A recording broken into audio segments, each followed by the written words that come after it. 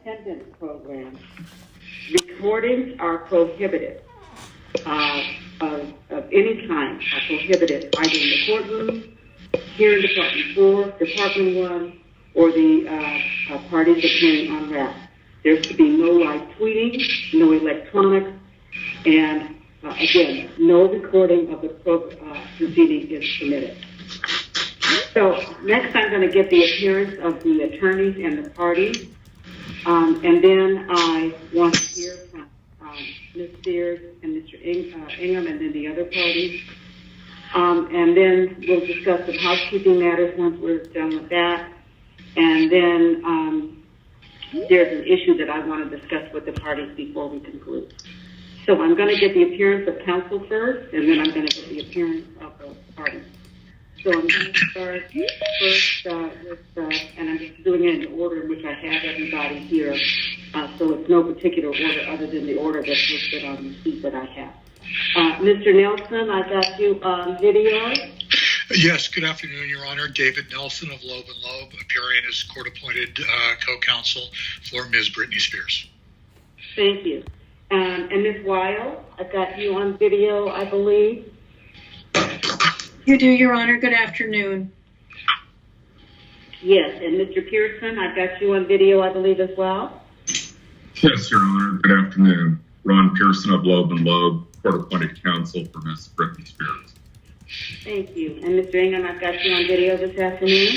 Yes, good afternoon, Your Honor. Samuel Ingham, court-appointed counsel for Britney Jean Spears. Thank you. And Ms. Wright, I've got you on video.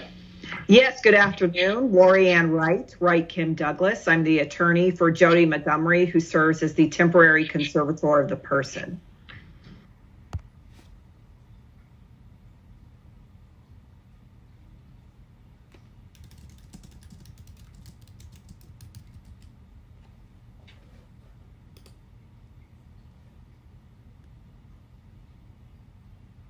Thank you. And Ms. Cohen, I've got you on video as well. Yes, Your Honor. Gerald Cohen of Freeman and Smiley, appearing for James P. Spears. Thank you. And Ms. Thoreen, I've got you on video as well. Yes, good afternoon, Your Honor. Vivian Thoreen of Holland & Knight, appearing on behalf of James P. Spears, State. Thank you. Thank you. And Mr. Jones, I've got you on video this afternoon. Yes, Your Honor. Good afternoon. Gladstone, Jones, and Jones Swanson on behalf of Lynn Spears. Thank you for having us. Yes, of course. And then I'm going to get the appearances of the parties. I'm going to start with Britney Jean Spears. Good afternoon, Ms. Spears. I believe you're on the telephone. Hi, good afternoon. Good afternoon. Thank you for coming in today. And Ms. Montgomery, I've got you on video. Yes, good afternoon. Jody Pace Montgomery, temporary conservator for Britney Spears. Thank you. And Ms. Lynn Spears, I've got you on video, I believe. No, I'm on telephone. Oh, okay. Not a problem. Good afternoon, Ms. Spears. And Mr. Spears, I'm showing you on video, but you might be on the phone. Yes, Your Honor, I'm on the phone. James T. Spears, co-conservator of the estate of Britney Jean Spears. Thank you. And also, I believe Miss Lynn Swan, you're on the phone. Is that correct? Yes, Your Honor. Good afternoon. This is Lynn Swanson from Jones Swanson. I'm here on behalf of Lynn Spears. Yes, good afternoon to you as well.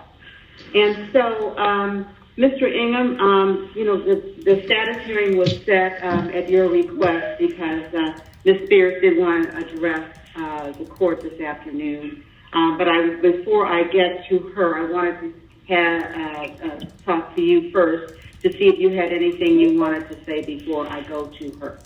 Yes, thank you, Your Honor. I greatly appreciate that. This indeed is a special status hearing that was set at the request of my client. As I understand it, the only item on the agenda, apart from whatever questions the court would like to ask, is the opportunity for my client to address the court.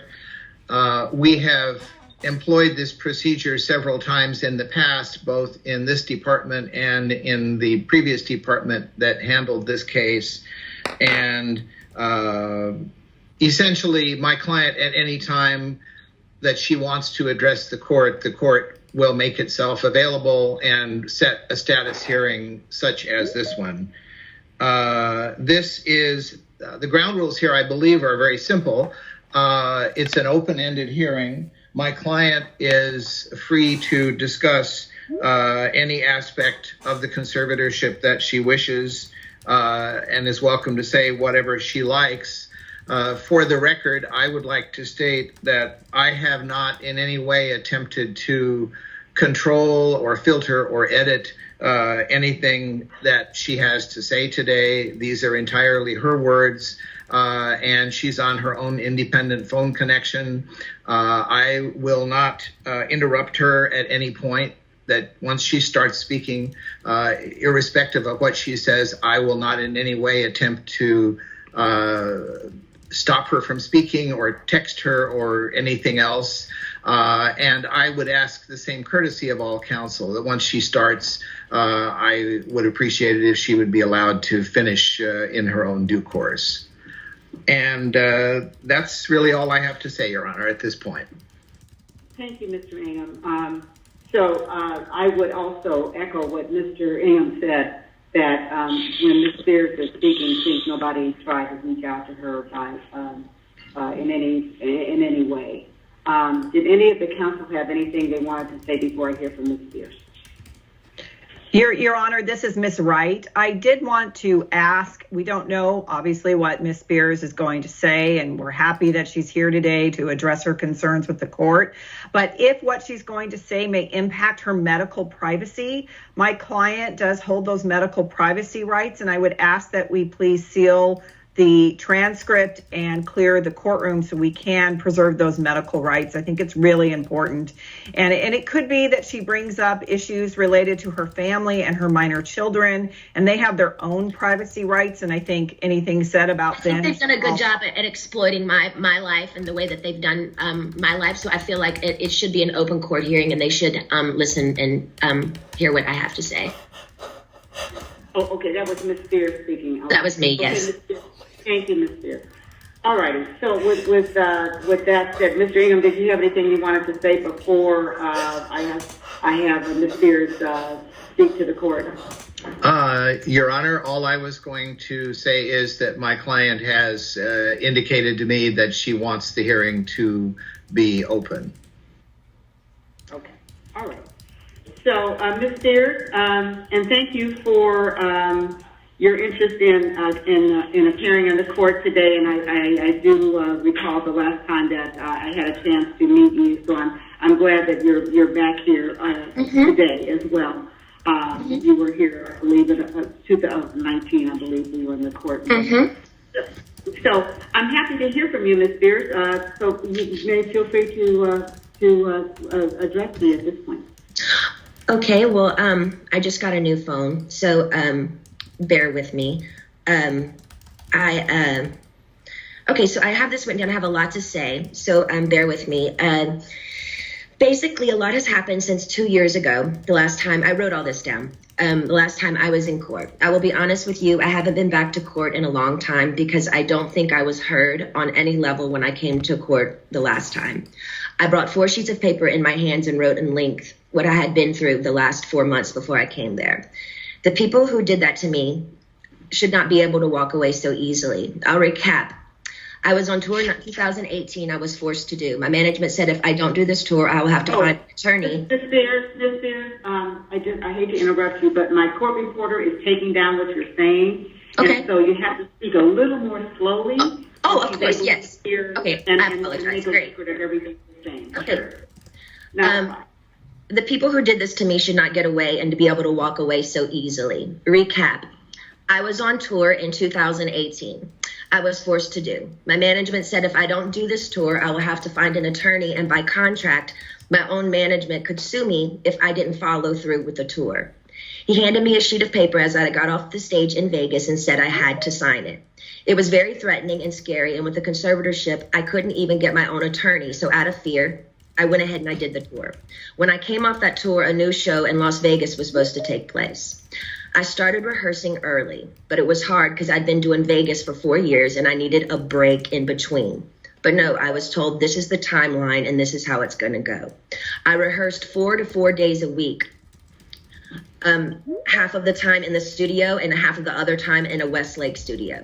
I was basically directing most of the show with my whereabouts, where I preferred to rehearse, and actually did most of the choreography, meaning I taught my dancers my new choreography myself. I take everything I do very seriously. There's tons of video with me at rehearsals. I wasn't good. I was great. I led a room of 16 new dancers in rehearsals. It's funny to hear my manager's side of the story. They all said I wasn't participating in rehearsals and I never agreed to take my medication, which my medication is only taken in the mornings, never at rehearsal. They don't even see me. So why are they even claiming that?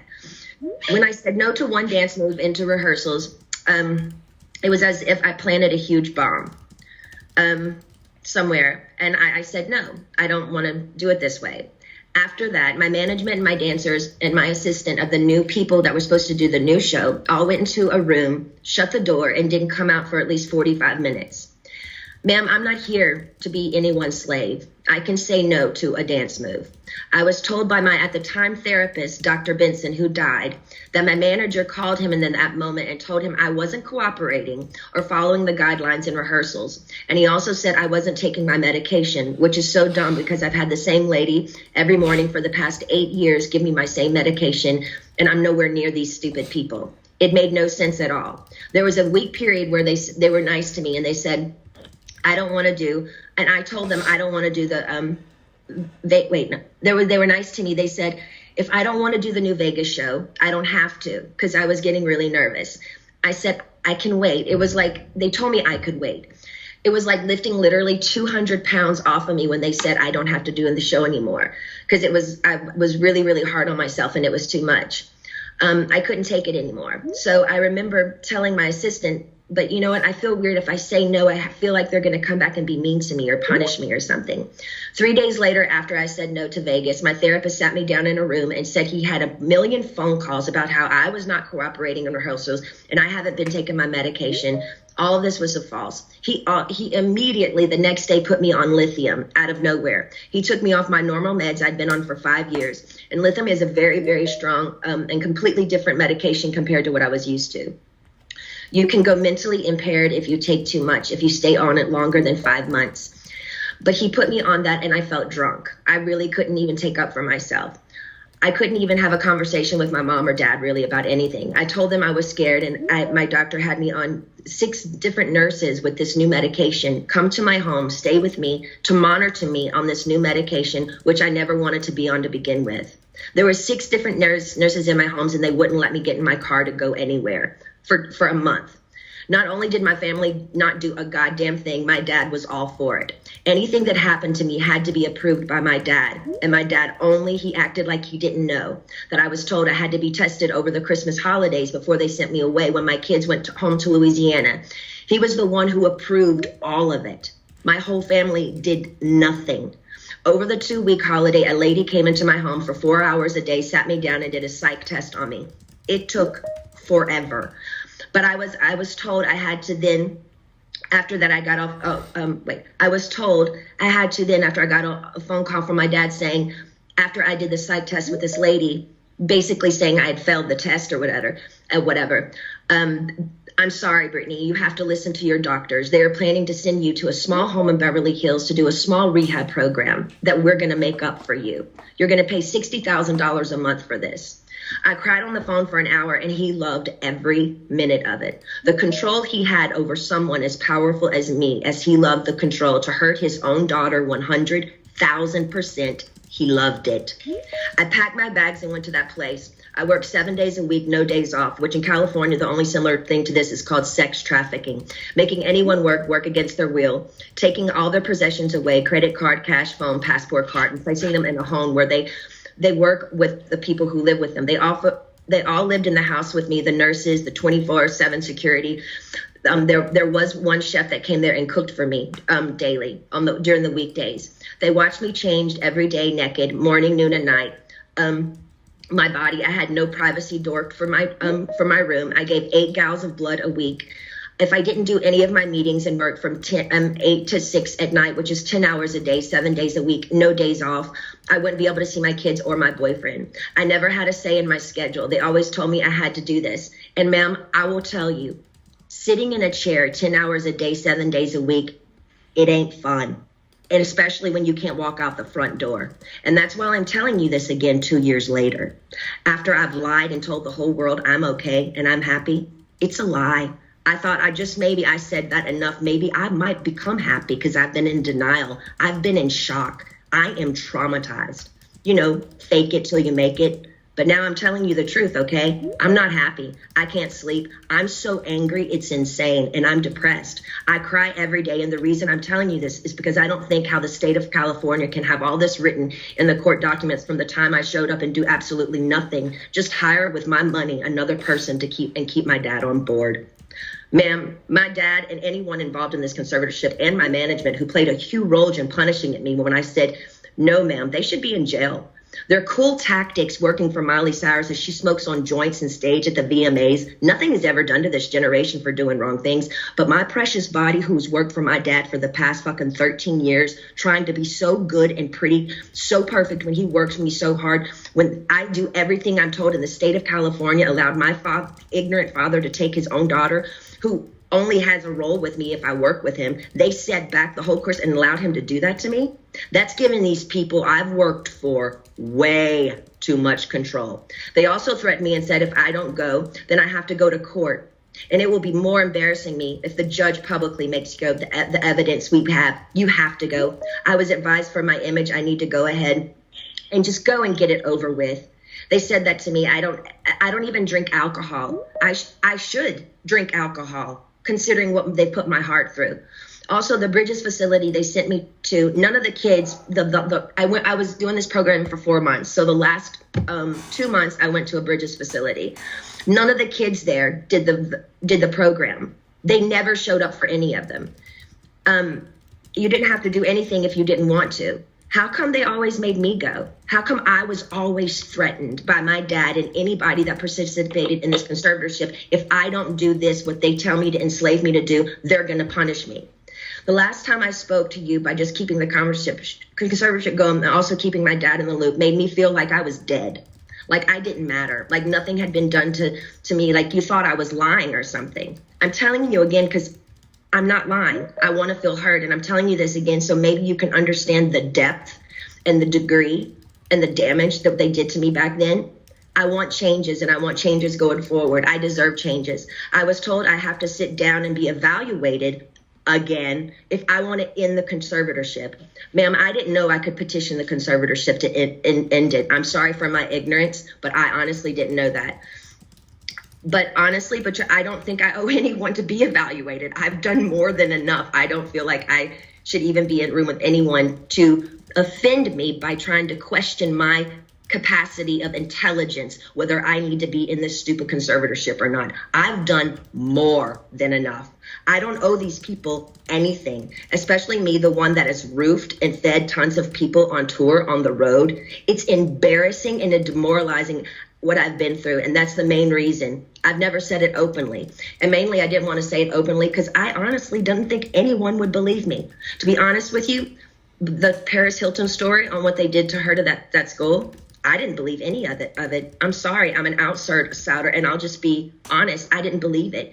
And maybe I'm wrong, and that's why I didn't want to say any of this to anybody, to the public, because I thought people would make fun of me or laugh at me and say, she's lying, she's got everything, she's Britney Spears.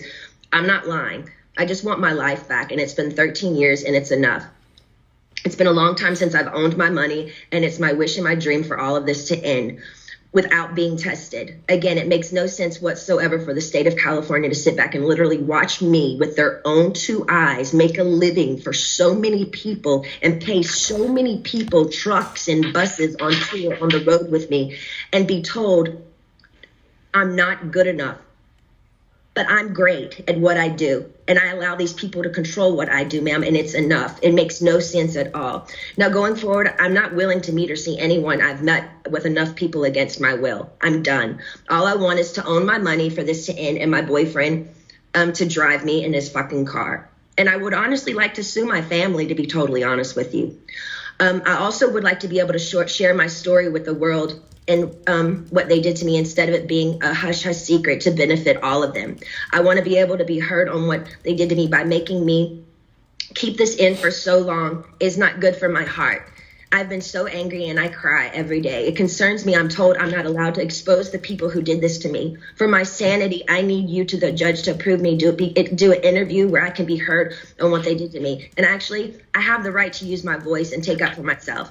My attorney says I can't, it's not good. I can't let the public know anything they did to me. And by not saying anything is saying it's okay. I don't know what I said here. It's not okay. Actually, I don't want to interview. I'd much rather just have an open call to you for the press to hear, which I didn't know today we're doing. So thank you. Instead of having an interview, honestly, I need that to get it off my heart, the anger and all of it that's been happening.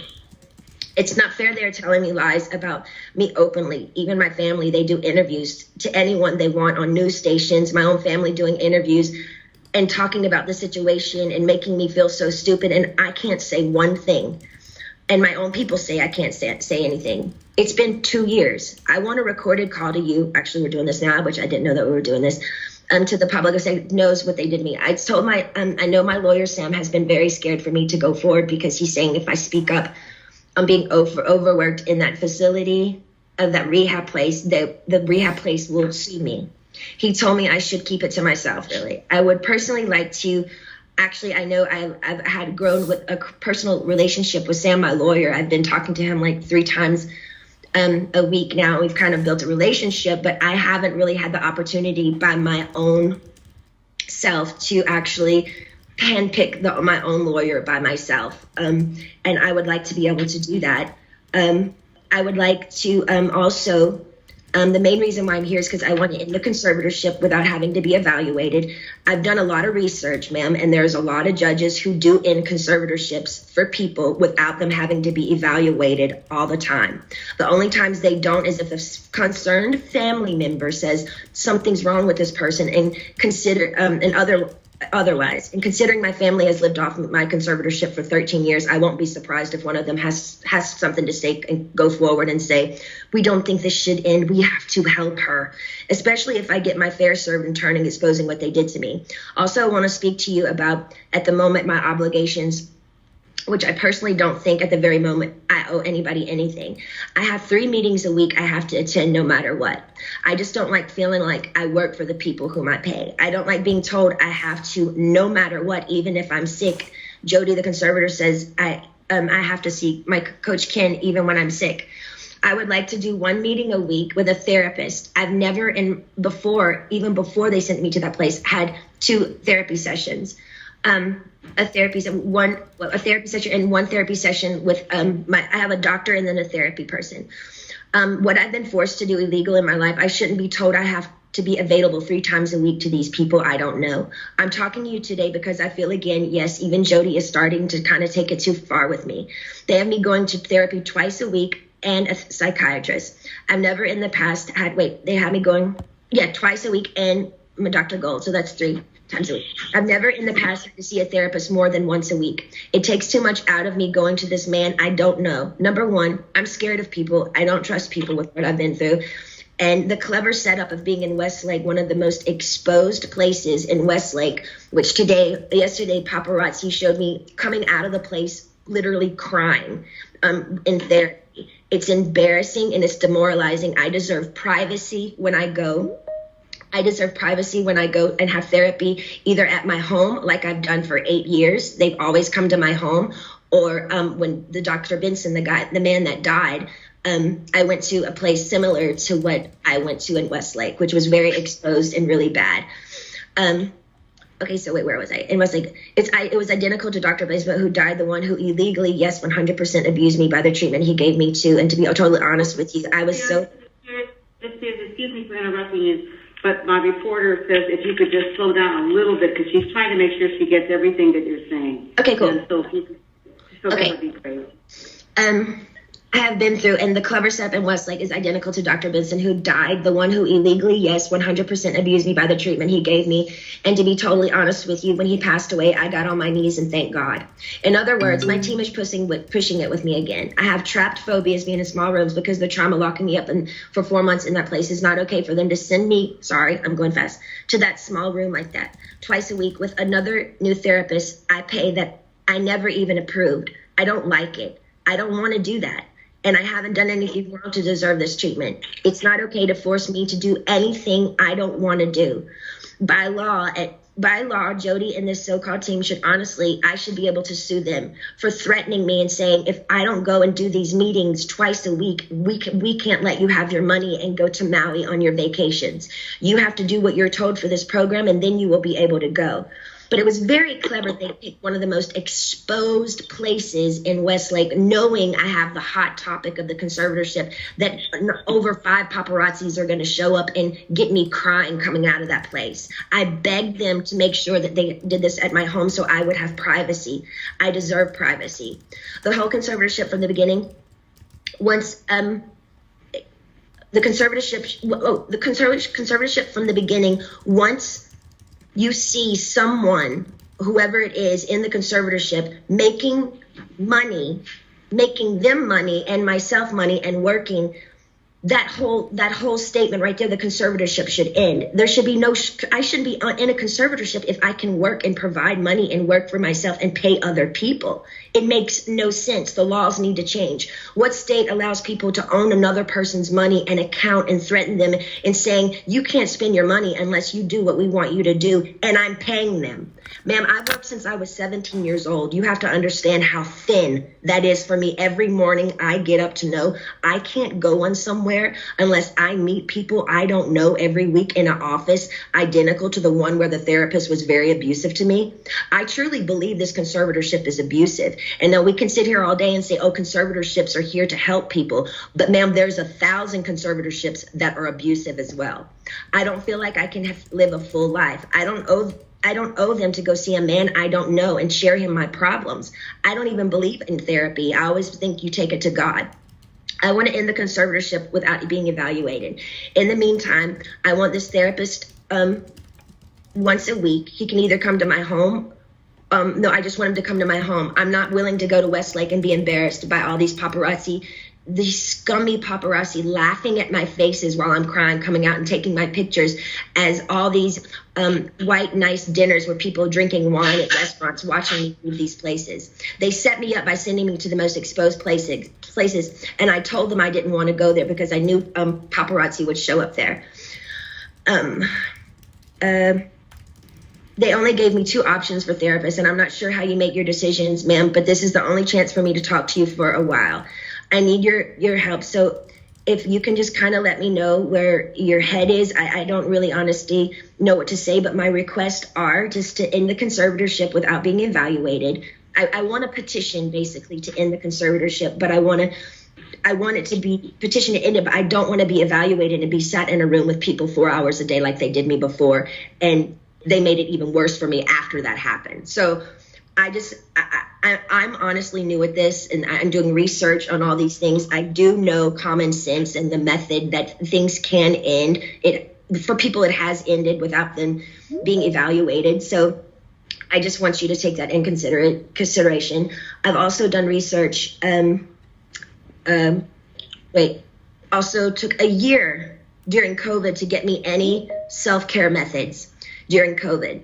She said there were no services available. She's lying, ma'am. My mom went to the spa twice in Louisiana during COVID. For a year, I didn't have my nails done, no hairstyling and no massages, no acupuncture, nothing for a year. I saw the maids in my home each week with their nails done different each time. She made me feel like my dad does, very similar, her behavior and my dad, but just a different dynamic.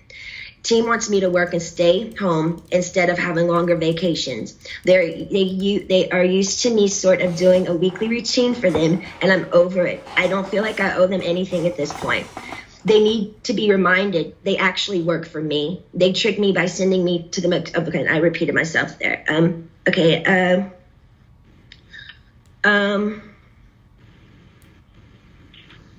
Also, I was supposed to be able to, I have a friend that I used to do AA meetings with. I did AA for 2 years. I have I did 3 meetings a week. I met a bunch of women there, and I'm not able to see my friends that live 8 minutes away from me, which I find extremely strange. I feel like they're making me feel like I live in a rehab program. This is my home. I'd like for my boyfriend to be able to drive me in his car. And I want to meet with a therapist once a week, not twice a week. And I want him to come to my home because I actually know I do need a little therapy. I was told, hold on. I think and I would like to progressively move forward, and I want to have the real deal. I want to be able to get married and have a baby. I was told right now in the conservatorship, I'm not able to get married or have a baby. I have a ID inside of myself right now, so I don't get pregnant. I wanted to take the ID out so I could start trying to have another baby, but this so-called team won't let me go to the doctor to take it out because they don't want me to have any more children. So basically, this conservatorship is doing me way more harm than good. I deserve to have a life. I've worked my whole life. I deserve to have a 2 to 3 year break and just, do what I want to do. But I do feel like there is a crunch here, and I feel like I feel open and I'm okay to talk to you today about it. But I wish I could stay with you on the phone forever, because when I get off the phone with you, all of a sudden, I hear all these no's. No, no, no. And then all of a sudden I feel ganged up on, and I feel bullied, and I feel left out and alone. And I'm tired of feeling alone. I deserve to have the same rights as anybody does by having a child, a family, any of those things, and more so. And that's all I wanted to say to you. And thank you so much for letting me speak to you today. Oh, Ms. Spears, you're quite welcome. And also, I just want to tell you that I certainly am sensitive to everything that you said and how you're feeling. And I know that it took a lot of courage for you to say everything you had to say today. And I want to let you know that the court does appreciate your coming on the line and sharing how you're feeling. Okay, well, thank you so much for, giving me this opportunity. Thank you. You're certainly welcome. Mr. Ingham, you know that there are methods to get conservatorship terminated. If that's something that you're looking at doing, you can certainly file a petition for the court to consider that. Your Honor, it's difficult for me to respond to that issue without reaching attorney-client privilege, and so therefore I won't even try to touch on that issue.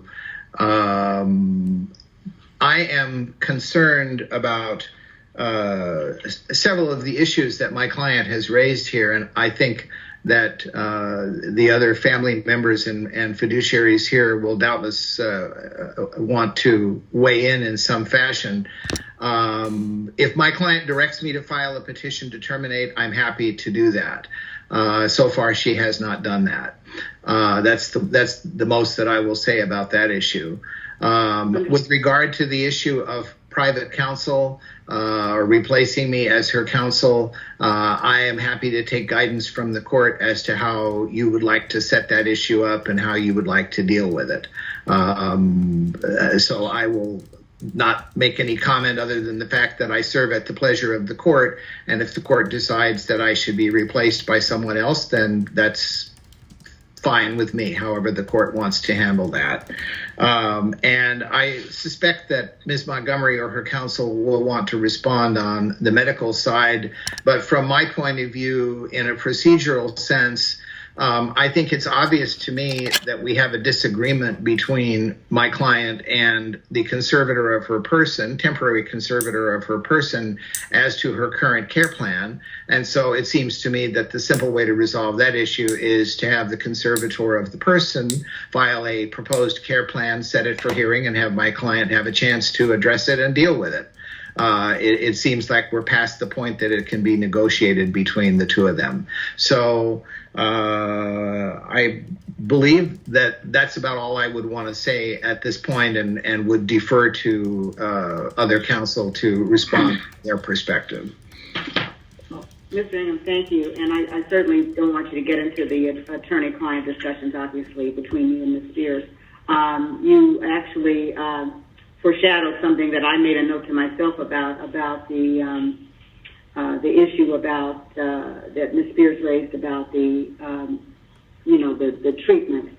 And I was going to ask Ms. Wright and Ms. Montgomery, and I think certainly following that care plan and having it set for hearing or something would be appropriate. But I was actually going to tell them to look into that, because obviously it's something that's causing a concern, and we don't want to do anything that's going to be the reverse of what's trying to be accomplished. But Ms. Wright, I'm happy to hear from you at this point. I think you're muted, Ms. Wright.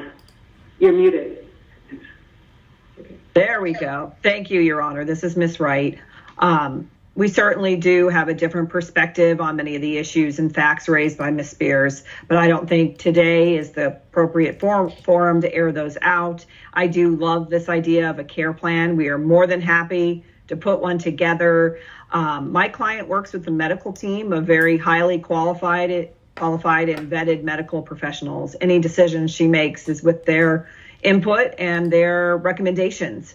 And so we certainly have those ready. We can put them into a care plan. My only concern is, as we go into these in more detail, I am very concerned with Ms. Spears' medical privacy. And I don't think the details of her care plan and the progress she's been making and her conditions should be in the public forum. So I would just ask that when we file the care plan, we obviously will provide it to everyone who is a party on this case. But I think it should be sealed from the public. I don't think this is the best way to vet out a conservatee's mental health issues and her care plan. It's just not the way to do it. I think we should do it under seal. And that would be my request for that care plan. Happy to file it and happy to have a hearing on it. Well, if you want to file a motion prior to the hearing on that certainly is your right to do that. Sure, we'll just have to talk about timing to accommodate that motion and then the filing of the care plan. Sure. But I just appreciate Ms. Spears. It takes a lot of courage. But I have to be in agreement to this care plan. I can't be forced to do what I don't want to do. Okay, and I think that there's a way to try to, and ma'am, and honestly, between you, there's nothing. I don't mind doing therapy twice a week. It's the way that they exposed me in that place, and where paparazzi are loaded there, and I drive a lot, but I never get out of my car, and so all I want, it's very simple. I would just like this man to come to my house twice a week, and that's it. That's it. I'm not asking for, Badai Central from Italy to come and visit me for therapy. I just want a man to come here twice a week and do the therapy thing. That's what I want to do. So I just want you to know my request. Okay, thank you, Ms. Spears. I appreciate that. And I believe both Ms. Wright and Ms. Montgomery are nodding their heads, and so they're hearing what you're saying. Okay, do any other counsel have anything that they want to add this afternoon? Your Honor, I do. It's Glad Jones on behalf of Ms. Lynn Spears. Go ahead, please, sir. Thank you, Your Honor. Thank you for having us. Your Honor, I first want to say that obviously that was very courageous of the conservatee, Ms. Spears. And her mother has great concern about this. But one thing I want to raise with the court, that I want to make sure that we don't leave this hearing today and forget about what Ms. Spears said, is that when she was there in May of 2019, she doesn't feel like she was heard.